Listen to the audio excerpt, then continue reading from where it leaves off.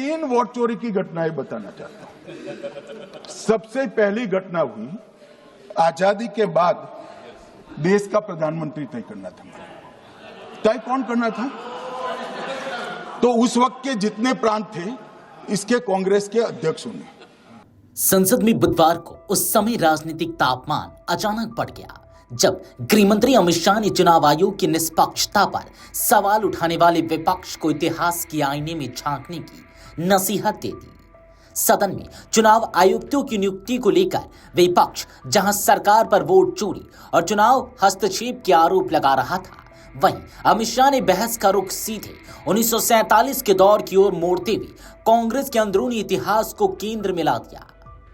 शाह ने कहा कि आज विपक्ष जिस वोट चोरी की बात कर रहा है उसकी पहली मिसाल तो देश को आजादी के तुरंत बाद ही मिल गई थी।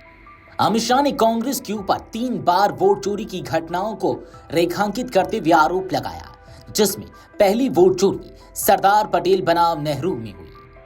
अमित शाह ने दावा किया कि आजादी के बाद प्रधानमंत्री पद के चयन में कांग्रेस के 28 प्रांतीय अध्यक्षों ने सरदार पटेल को चुना था, जबकि जवाहरलाल नेहरू के नाम पर महज 2 वोट पड़े। इसके बावजूद देश के पहले प्रधानमंत्री नेहरू बने। शाह ने कहा, क्या यह वोट चोरी नहीं थी? बहुमत का अपमान यहीं से शुरू हुआ था।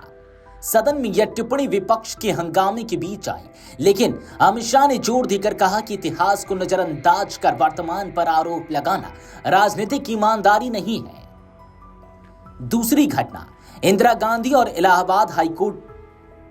वोट चोरी की दूसरी घटना बताते हुए अमित शाह ने इंदिरा गांधी के 1975 के चुनाव को केंद्र में रखा। उन्होंने कहा कि रायबरेली से इंदिरा गांधी की जीत को राजनारायण ने कोर्ट में चुनौती दी थी, जिसके बाद इलाहाबाद हाई कोर्ट ने उस चुनाव को अवैध करार दे दिया। अमित शाह बोले, जब कोर्ट ने तय कर दिया था कि चुनाव सही तरीके से नहीं जीता गया, तब इसे क्या कहा जाएगा? यह भी तो वोट चोरी ही थी। फिर इस फैसले के बाद संसद में कानून लाया गया ताकि प्रधानमंत्री के खिलाफ कोई केस ना हो सके। विपक्ष आज इम्यूनिटी पर सवाल खड़ा कर रहा है, लेकिन जो इंदिरा जी ने खुद के लिए इम्यूनिटी ली, उस पर चुप क्यों हो? तीसरी घटना। तीसरे उदाहरण में अमित शाह ने सोनिया गांधी से जुड़े एक हालिया विवाद का उल्लेख किया। उन्होंने कहा कि एक मामला अभी दिल्ली के सिविल अदालत में है, जिसमें दावा किया गया है कि सोनिया गांधी देश की नागरिकता मिलने से पहले ही मतदाता सूची में शामिल हो गई थी। अमित शाह बोले, मैं तथ्य बता रहा हूं, इसका जवाब अदालत में देना है, यहां क्यों दिया जा रहा है? विपक्ष पूरे मामले को चुनाव आयोग से जोड़ना चाहता है, जबकि यह कानूनी प्रक्रिया का विषय है। 3 वोट चोरी की घटनाएं बताना चाहता हूं। सबसे पहली घटना हुई आजादी के बाद देश का प्रधानमंत्री तय करना था। तय कौन करना था? तो उस वक्त के जितने प्रांत थे इसके कांग्रेस के अध्यक्षों ने। उनके एक वोट से तय होना था। अब 28 वोट श्री सरदार पटेल को मिले और 2 वोट जवाहरलाल नेहरू जी को मिले।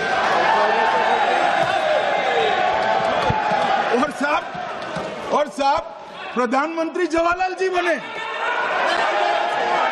मान्यवर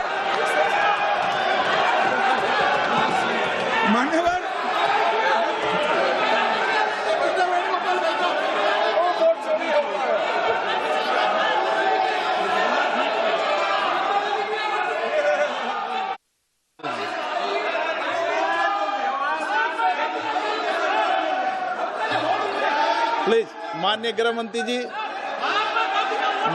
मंत्री जी, प्लीज।